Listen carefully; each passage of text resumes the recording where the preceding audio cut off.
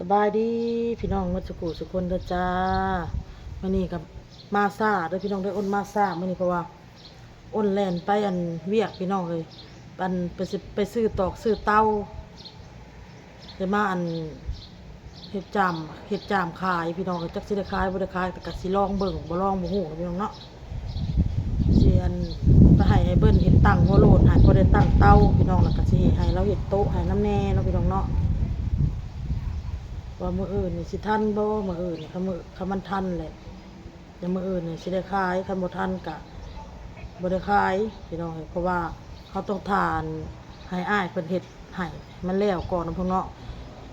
ให้เบิ่นเราเฮ็ดโต๊ะให้สิออกไปขายเครื่องอยู่หน้าบ้านแม่น้อยพี่น้อง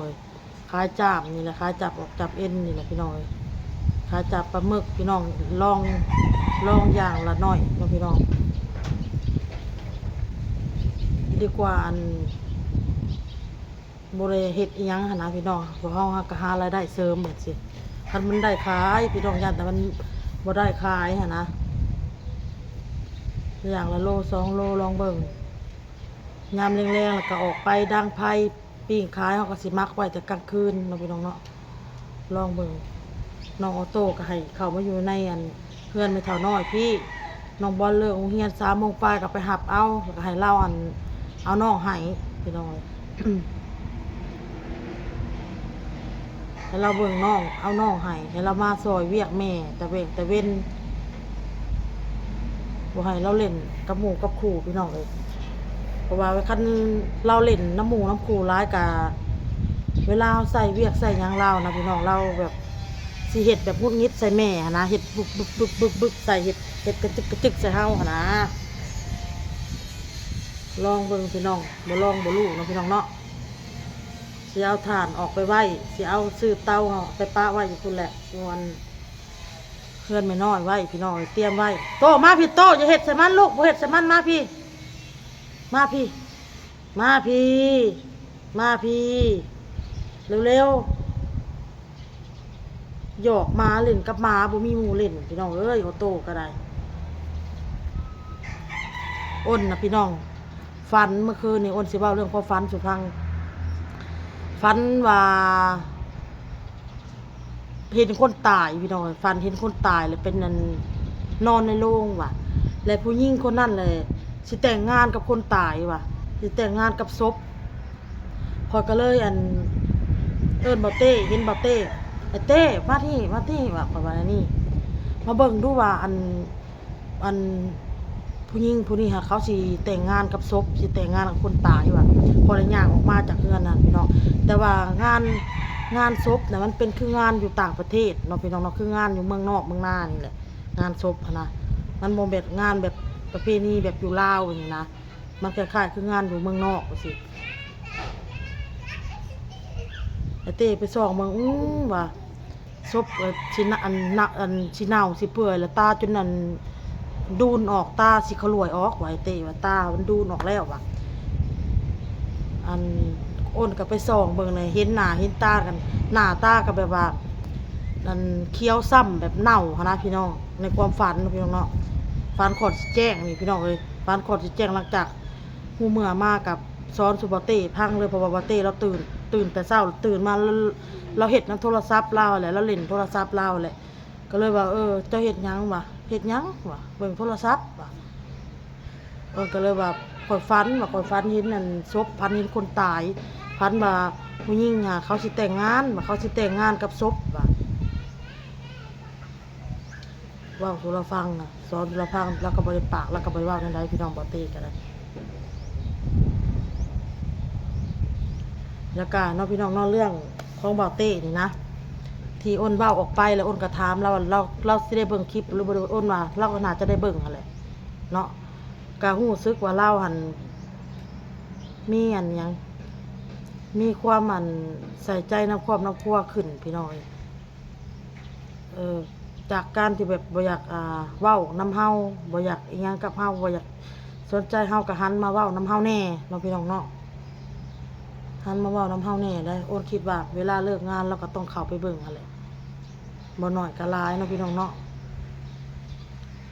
บางทีก็อาจจะได้เข้าไปเบิ่งน้อยนึง คลิปเมียว่าเมียเว้าหยังเขาเฮ็ดหยังกับลูกกับเต้าอันนี้นะเราต้องได้เข้าไปเบิ่งหั่นแหละน้อยหนึ่งเนาะเราก็อาจสิเห็นเพราะว่าอ้นเว้าในคลิปแล้วว่าอ้นบ่เว้าบ่ล้มกับเราค่ะพอล้มกับเราอ้นย่างเข้าในเลยแล้วย่างออกมานอกอ้นอยู่นอกแล้วย่างเข้าไปในเนาะแล้วก็สิเข้าไปฟังหั่นแหละคันล้มกันเว้ากันก็สิผิดกันบัดนี้แล้วก็รู้สึกแบบเราอยากล้มมำเฮานะพี่น้อง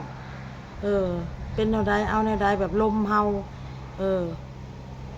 ถามเฮานู่นนี่นั่นนะคนก็เลยว่าแล้วก็มาเฮือนคู่มือคือปกติอะไรเนาะพี่น้องเนาะคันมือใดเราไปเฮ็ดเวียกนอกเราก็สิมาเฮือนมาซานแต่มันมีช่วงหนึ่งช่วงระยะหนึ่งเนาะพี่น้องเนาะเราสิมาเฮือนประมาณมื้อหนึ่งมื้อที่สองเราสิบ่มาแล้วก็บ่มาแล้วก็มาแล้วก็บ่มาแล้วก็มาไปเสียนะแบบ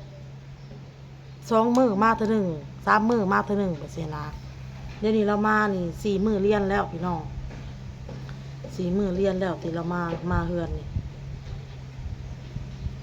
ปกติก็เราบ่เว้าบ่ล้มน้ำไผคือบางคนญาติพี่น้องว่าผัวมึงคือเป็นแนวนี้บ่อยากเว้าบ่แม่นพี่น้องกับข่อยก็อยู่นํกันก็ยังเว้านํกันนั่นอยู่เฮือนนํกันเบิดมื้อนี่เราเว้าน้ำอ้นน่ะฮอดอยู่บ่10 คำมื้อนึงพี่น้องเอ้ยอยู่นํกันเบิดมื้อได้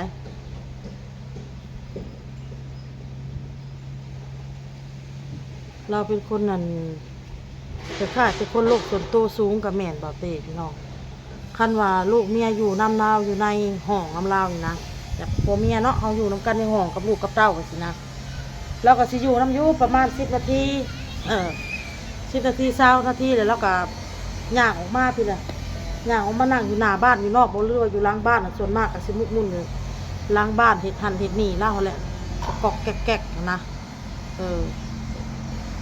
บางทีเฮาก็ย่าเล่าตัวหน่อยเราก็สิเข้ามาแล้วเฮาจึงสิล้มจึงสิเว้าน้ำลาวแม่นว่าพี่น้องผัวเมียมันก็มีการระบบระแวงเนาะเพราะว่า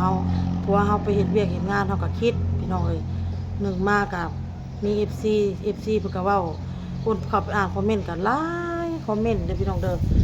ผู้นึงก็เว้าแนวนึงผู้นึงก็เว้านึงบางคนก็เพิ่นก็ว่าเราอาจจะเป็นน้ำสภาพของเจ้าว่าแบบเจ้าอ้วนแนวนั้นแนวนี้แบบยังนี่แหละคนก็คิดว่าขนาดดาราเขางามสำหรับพี่น้องผัวเมียเขาก็ยังปะกันมันขึ้นแล้วก็มีผู้หนึ่งว่ามันเป็นน้ำมันนิสัยเป็นน้ำมันใจเขาเป็นน้ำสันดานเขาเนาะมี FC เพิ่นเว้านะนั่นแหละคือโอนกับเว้ายังมันสิเกิดก็เกิดยังมันสิเป็นก็เป็นพี่น้องแต่ว่าถ้ามันเกิดขึ้นอลีก็ผู้เฮาเป็นเมียนี่เสียใจบ่เฮาก็เสียใจนั่นแหละพี่น้องมันก็สิทำใจได้ยากอะไรมันก็สำล่มทั้งยืนพุ่นแหละเนาะคันฮู้ว่าผัวนอกใจนะแต่เฮาก็แค่แบบสงสัยซื่อๆเฮาสงสัยลาวนะแต่ว่าในโทรศัพท์โทรยังอ้นน่ะเบิ่งแล้วอ้นกวดเบิ่งแล้วแต่บ่มีหยังอ้นน่ะพี่น้องบางทีอ้นก็คิดแบบว่า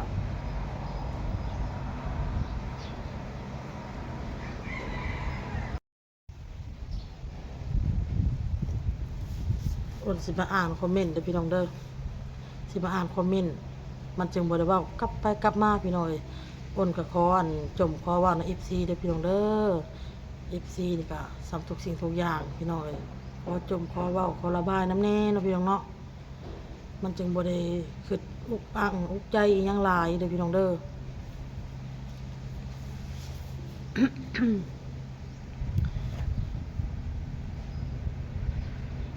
FC เป็นก็เว้าเกี่ยวกับเรื่องการบนโต๊ะบนเตียงแน่เนาะพี่น้องอันนี้ก็อาจจะมีส่วนเนาะพี่น้องเนาะเพราะว่าต่างคนต่างบ่ได้สนใจเนาะพี่น้องเนาะเราก็มาเวียกเมื่อยข้อยก็เมื่อยพี่น้องเมื่อยเฮ็ดเวียกเฮือนเวียกซ่านเอาลูกเอาเต้าจังอันใดเฮาอยากเฮ็ดคลิปแน่เนาะพี่น้องบางทีถ่ายคลิปกินข้าวแล้วพี่น้องอ้นก็ต้องมาไล่มาคลิปตัดต่อคลิปตัดต่อก็ต้องรอให้มันตัดต่อแล้วอีกหลังจากตัดต่อแล้วเฮาก็ต้องไปอัปโหลดลงอีกบัดนี้เพื่อสิอัปโหลดแล้วอีกบัดนี้เพื่อเฮาจะไปลงโฆษณาอีกเนาะพี่น้องเนาะมาเข้ามาวันนี้ผัวลูกรับแล้วค คันว่าสมมุติว่าขอยตัดต่อแล้วลงคลิปแล้วเนาะคันว่าเรายังพันได้นอนพี่น้องอ้นก็อยู่กับลูกก็เอาโต้อยู่ในแบบนี้เราก็สิออกมานอกพี่บางทีก็จนดึกบางทีก็มานอนจน11 12 โมง1 โมงบางมื้อนอนไว้ก็นอนไว้อหลีพี่น้องเลยบางมื้ออ้นบอกเลยว่าจังได๋ก็ผัวเมียเฮาคือบ่เต้เราไปเฮ็ดเวียกกับแม่นอยู่ผัวไปเฮ็ดเวียกหาเงินก็มาเพื่อจุนเจือครอบครัวสอนครอบครัวอันนี้อ้นก็เข้าใจพี่น้องเลยแต่ว่าอันนี้เว้าในความที่ว่าความสัตย์ซื่อแม่นไปหาเงินก็คือหาเงินอยากให้ตั้งใจหาเงินนะบ่แม่นว่าสิมานอกลู่นอกทางนอกใจเฮาเอาตรงๆซะมันยังมีความระแวงเนาะพี่น้องเนาะผัวสิมาเว้าตะเนาะแท้แนะกับเฮาก็ตามเด้อพี่น้องเด้อแต่อ้นสำหรับอ้นยังมีความระแวงอยู่พี่น้องเลย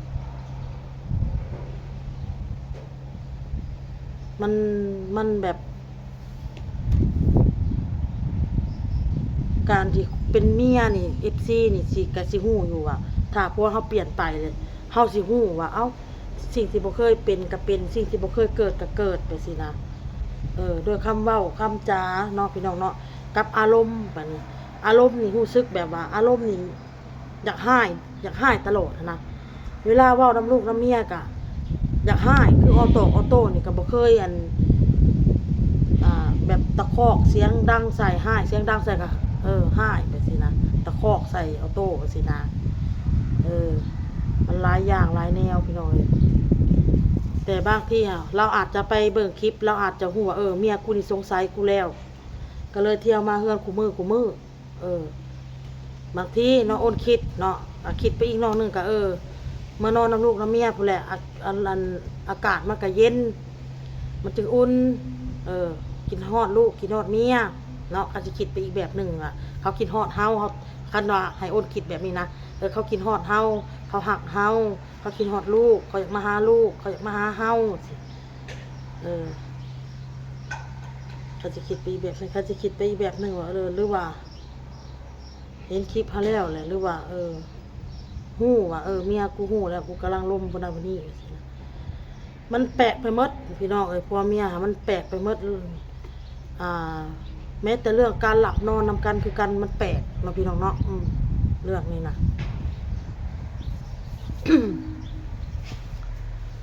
เพราะว่าเฮาโมเมนต์เป็นคนคิดหลายพี่น้องแต่การกระทำของเขาให้เฮาคิดมันแปลกไปมันเปลี่ยนไปนะพี่น้องเนาะ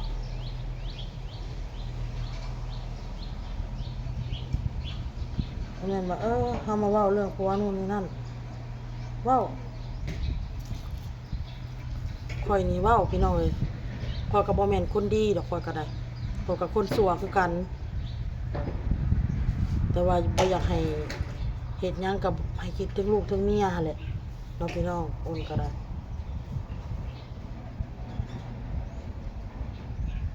ให้มีความซื่อสัตย์หาเงินหาคำก็ได้ครอบครัวมันก็จังสิดีมันจังสิบ่ยุ่งยากมันจังบ่วุ่นวายเนาะพี่น้องเนาะลูกก็นับมือนับใหญ่ออโต้ก็แป๊บเดียว1-2 ปีเลยเด้น้องบอลก็9 ปีแหละจนว่าเขาก็ใหญ่เป็นผู้บ่าวผู้แพ้วก็โตก็เฒ่าแหละเฮ็ดนาบ่ได้บัดนี้ก็อาศัยลูกหั่นแหละสำหรับอ้นน่ะให้แนมคือมีแต่ว่าหั่นแหละคันว่ามีผู้ฮักผู้มักก็ไปอ้นบ่ได้ว่าหยังดอกพี่น้องไปอ้นก็อยากเว้าบางทีก็อยากเว้าหลายอย่างเลยพี่น้องนะเรื่องนะเรื่องที่อ้นรับรู้มาเนาะพี่น้องเนาะแต่เฮาก็เว้าบ่ได้เว้าอ้นก็เว้าได้แต่สำนี้นะพี่น้องเนาะ อ้นเว้าได้สำนี้อันนี้พี่น้องแต่ว่ามื้อใดมันอะไรแห้งก็สิเว้าหลายกว่านี้แดด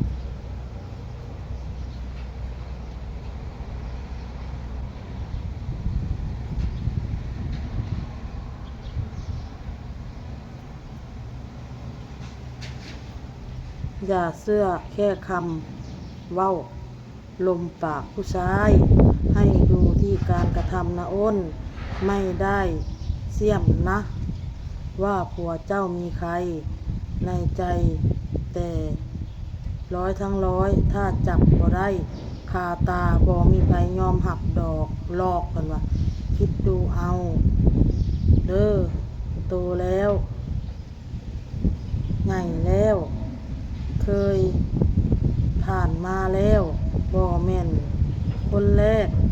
ถ้าเฮาหักเขาเฉยๆมันอยู่ที่เราถ้าเราไม่รักแล้วบอกมันหนีเลยถ้าทำตัวแบบนี้จักอ้นสิว่าได้พี่น้องเอ้ยบางทีอะนะเราโทรมาหาข่อยอะนะพี่น้องโทรมาแท้อันอยู่เจ้าอยู่ไสโทรมาเจ้าอยู่ไสเอาก็สิอยู่ไสอยู่เฮือนนี่แหละเจ้าอยู่เฮือนบ่ใส่ลูกเด้ว่าน้ำอ้ายแน่บางทีอะหมู่โทรหาเฮาดุๆว่าสินะเอาในความคิดของอ้นนะเราโทรมาคุมื้อโทรมาหาลูกหาเมียแต่บางเทื่อเราไปเฮ็ดเวียกนี่หมดมื้อเราบ่โทรมาเลยพี่น้องเอ้ยเราบ่โทรมาหาเลยบ่โทรมาถามเรื่องลูกเรื่องเต้าเลยหมดมื้อเลยจนกระทั่งเลิกเวียกจะโทรมาว่าข่อยมาแล้วข่อยอยู่เฮือนอีแม่นี่เนาะพี่น้องเนาะบางทีเราระแวงข่อยบ่นะข่อยคิดว่าระแวงว่าข่อยอยู่ไสบ่ข่อยอยู่เฮือนบ่หรือว่าข่อยสิมาจอบลาวบ่ว่าข่อยนี่สงสัยเราแหละบ่ว่าสินะข่อยสิมาจอบบอกเบิ่งลาวว่าเราเฮ็ดหยังประมาณนี้นะโทรมาถามบางทีก็อยากฮู้เนาะอยากฮู้ว่าเฮาอยู่ไสเนาะกะจิอันในความระแวงของอ้นนะเนาะพี่น้องเนาะกะจิคิดไปอีกแบบนึงกะจิคิดไปอีกแบบนึงก็เขาอันคิดฮอดลูกคิดฮอดเมียเขาเป็นห่วงลูกห่วงเมียเขาโทรมาถามไทยกะจิคิดไปอีกแบบนึงเนาะพี่น้องเนาะนี่แหละอ้นน่ะซับซ้อนหมดพี่น้องอ้นน่ะสมองอ้นสิปู้แล้วพี่น้องมันสิเป็นสมองอิหยังก็โรคอัลไซเมอร์แล้วอ้นน่ะถามแบบนี้ไผก็สิว่าบ่มักแล้วว่าเนาะพี่น้อง ทำใจเลยอ้นเขามีใหม่แท้ๆนั่นแหละ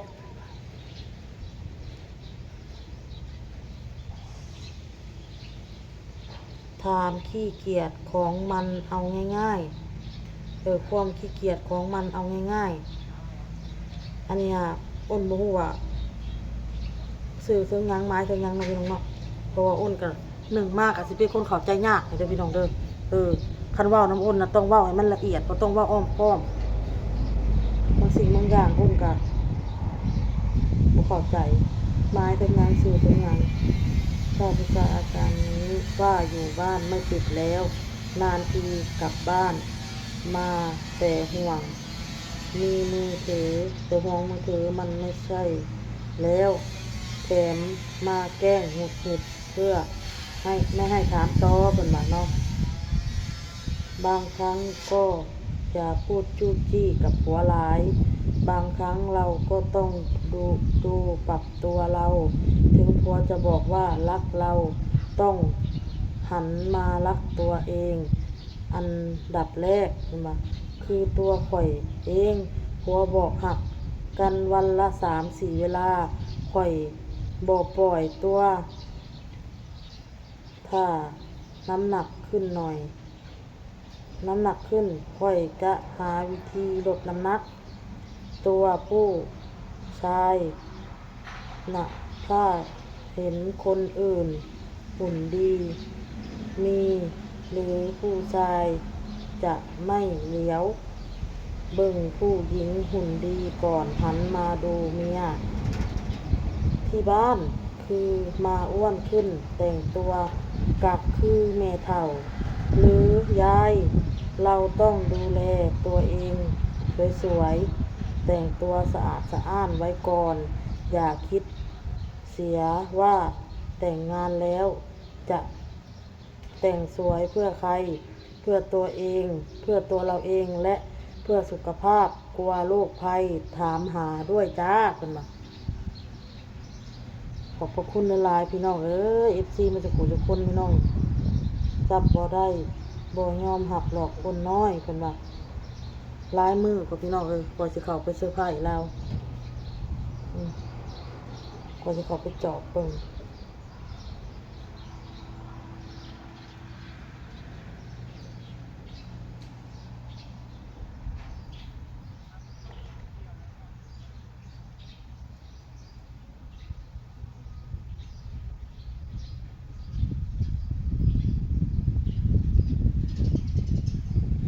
บิ่งไปอ้นจับให้ทันเด้อเพิ่นว่า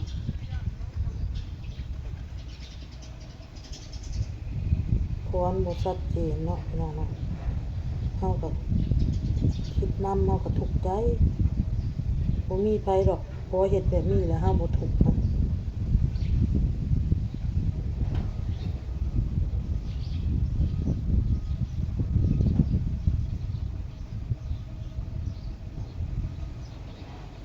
ถึงจิตใจดีสำใดแต่ว่าทางในมันลึกๆมันก็เจ็บปวด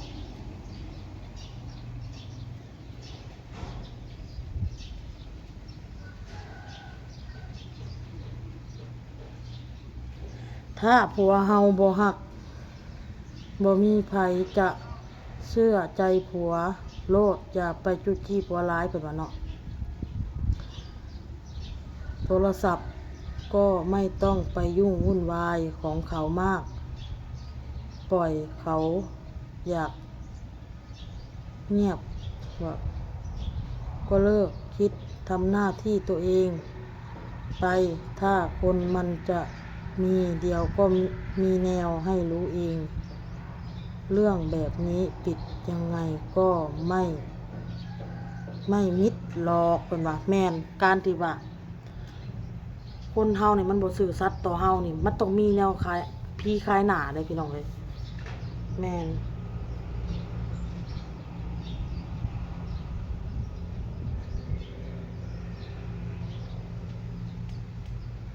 พี่คายหน้าข่อยนี่บ่แม่นข่อยเว้าดอกพี่น้องเอ้ย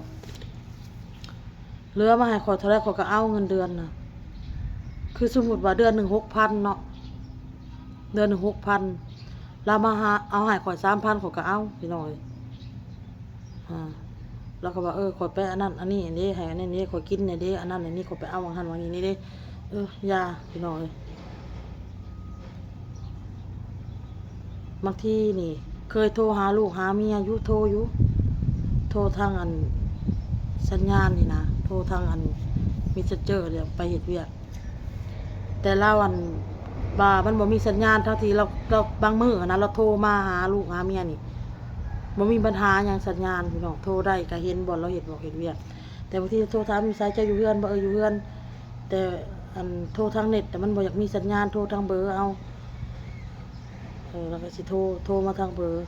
ก็ว่าเจ้าไปเฮ็ดเวียกบ่เฮ็ดเวียกโทรทางนั้นมันบ่มีเน็ตอยู่ในอันบ่อนอันเฮ็ดเวียกนอกนี่มันอยู่ลักเก้านี่มันเป็นตลาดโลกเลยพี่น้องคนเป็นเท่าไรพันคนอินเทอร์เน็ตมันขาดอินเทอร์เน็ตมันบ่มีเราว่าค่ะคนใช้อินเทอร์เน็ตหลายมันก็เลยบ่อยากมีสัญญาณเราว่าบางทีเราว่าเราขาดเวียกน่ะ2 มื้อเนาะเราขาดเวียกนะ2 มื้อบัดนี้มาไล่เบิ่งเงินเบิ่งค่าเอาเจ้าขาด2 มื้อเขาคือตัดไปสำนักซะนี่ไผว่าเขาขาด2 มื้อเขาขาด4 มื้อเอาขาด4 มื้อตัวใดจะเว้าตอนนั้น2 มื้อเถียงกันพี่น้องเอ้ยก็ย่าพี่น้องเอ้ยแต่คืออัน FC เพิ่นเขาเว้าอันเว้ามาแหละถ้าว่าพุ่นแหละพี่น้องเอ้ยต้องมีสักวันแล้วก็ต้องมีมื้อใดมื้อหนึ่งถ้าเราบ่ซื่อสัตย์กับข่อยมันก็สิจะเนาะพี่น้องเนาะความจริงก็จะเปิดเผยเองพี่น้องเอ้ยถ้าว่าเราซื่อสัตย์กับข่อยก็ถือว่าอีหยังถ้าว่าเราซื่อสัตย์กับข่อยก็ถือว่ามันก็ดีไปหั่นนะมันเว้าบ่ได้เนาะพี่น้องเนาะบางทีน่ะมื้อเราที่เราบ่ได้ออกมาแต่ว่าเราไปเล่นกับหมู่กับขู่เรากินเหล้ากินเบียร์เมาแล้วก็มีผู้แสบผู้สาวมีผู้หญิงเหมือนนี้มาหยอกมายังขอบอกขอเบอร์ไปหาได้บ่มาหาได้บ่บางทีผู้หญิงหั่นนะบางคนผู้เขาเจ้าบ่แม่นเว้าให้เขาพี่น้องเฮาก็ลูกผู้หญิงคือกันแต่ว่าผู้ที่ง่ายว่าซั่นซะถูกสตาร์ถูกใจแบบนี้ถูกสเปคแบบนี้นะมาหาคนแม่นี่นั่นบางทีมันอีหยังก็ห้องรีสอร์ทกระจายให้พร้อมแล้วพี่น้องเนาะอาจจะบางทีมันเมาแล้วก็อารมณ์ชั่ววูบแล้วก็บัดนี้มันก็บ่แม่นอารมณ์ชั่ววูบแล้วบัดนี้มันก็นี้อารมณ์ล้วนๆบัดนี้เนาะพี่น้องเนาะต่อมาก็มันก็เป็นไปได้เนาะพี่น้องเนาะแง่คิดมันก็ต้องคิดหลายๆอย่างอ้นนี่คิดจนว่าแต่ละมื้อนี่หัวอ้นนี่แล้วก็คิดว่าอ้นนี่สิเฮ็ดหยังแน่นี่เนี่ยมีแต่อ้นนี่อยาก